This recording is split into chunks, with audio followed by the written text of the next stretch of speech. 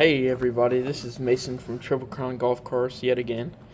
Today I will be teaching you how to diagnose a 12 volt solenoid. To begin, you can see this is a used solenoid here, and it's got some rust and oxidation around the small signal posts, and that's never a good sign. That's why we're diagnosing this one today. I have not diagnosed this yet, and so you guys are going to be going through it with me. This is a brand new solenoid, as you can see. It's got clean posts on all four. These are the exact same.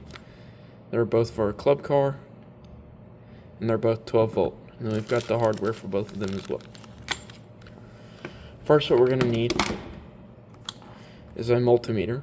It doesn't matter what kind of multimeter you have as long as it can read continuity and voltage.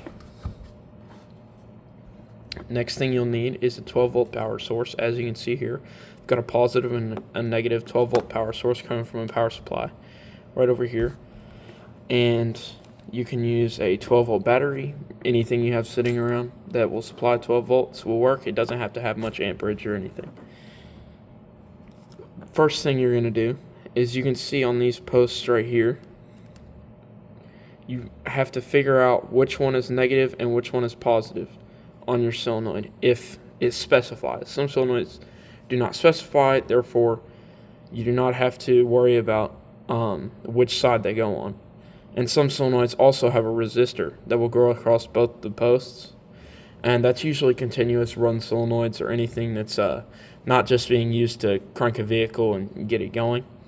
So let that be known, and make sure you are using the right posts and using the right materials that you'll need to actuate your solenoid.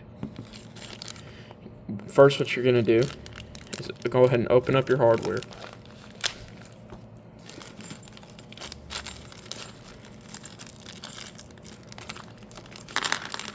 Now we've got our hardware opened up, we're going to supply it a constant ground, since the ground does not have to change to figure out how to actuate our solenoid. We're just going to go ahead and throw it on our ground post right there, and throw one of our nuts on there. It does not have to be tight, just run it down with your fingers enough to make a solid connection.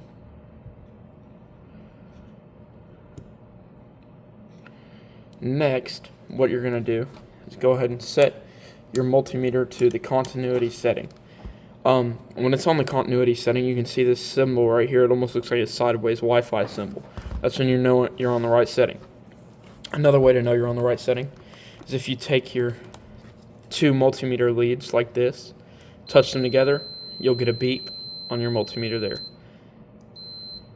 That's good. That means you're getting continuity. So now, if you measure between these two posts right here, you'll notice that we don't get continuity because the solenoid is not actuated.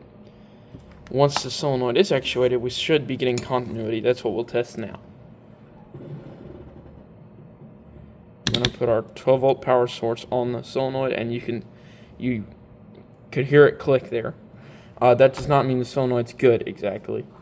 You still have to test continuity between the two pins. When it clicks and it's got voltage on both terminals, you have to test continuity to see if your solenoid's good. So if we go ahead and test here, yeah, so you guys can see that we are getting continuity. That means this multimeter is good, or this solenoid is good.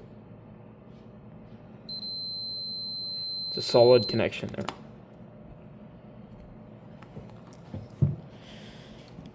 If another telltale sign that your solenoid's bad is if you put your leads on it and it doesn't click at all. If it doesn't click at all, you know it's bad.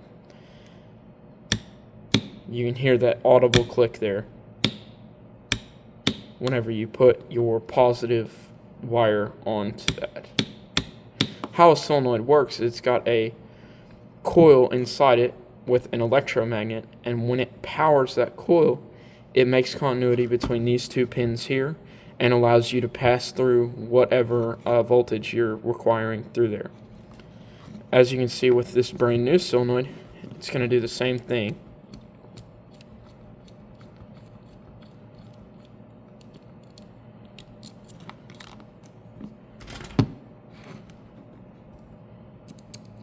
run our wires down on it.